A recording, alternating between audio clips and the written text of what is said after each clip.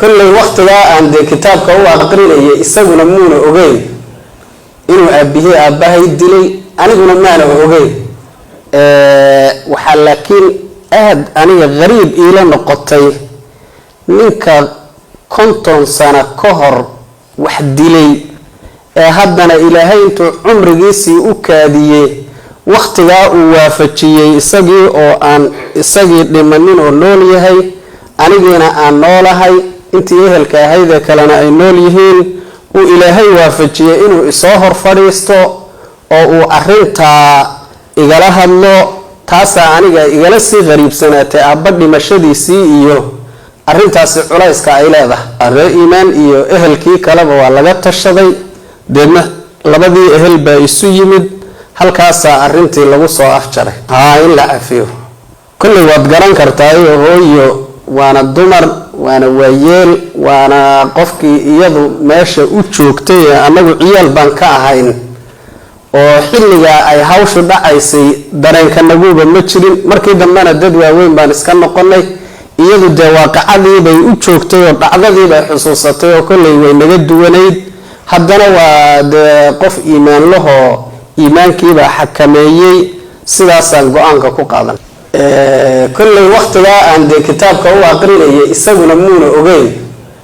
inuu aabihii aabahay dilay aniguna maana ogeyn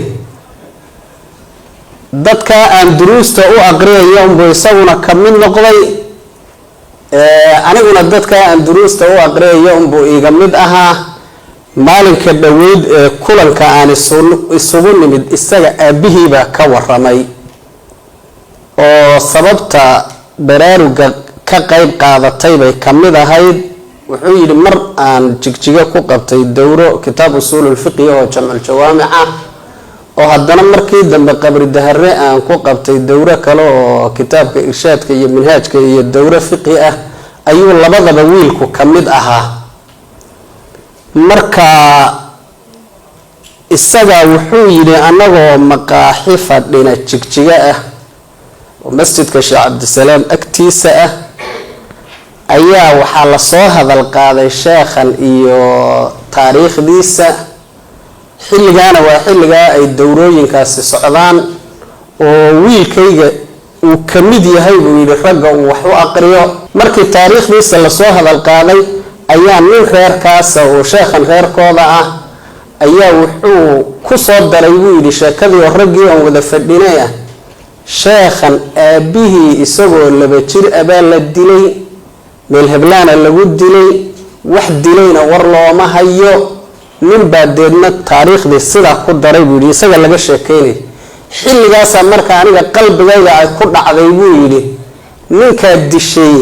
ninkan aabihii buu ahaa dareenkaasi markaas ugu dhashay buu yiri isaga marka sida noogu taabtay rasuulkeena sallallahu alayhi wa sallam isagoo la hadlaya ayuu rabbi subhanahu wa ta'ala wuxuu yiri alam yajidka yatiman fa'awa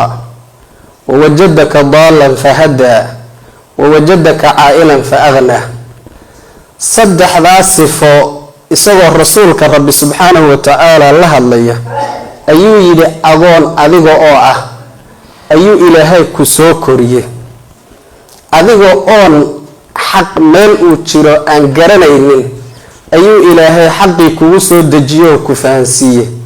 adiga oo ayr ahoon adduunyo haysanin ayuu ilaahay maalqabeen ka dhigay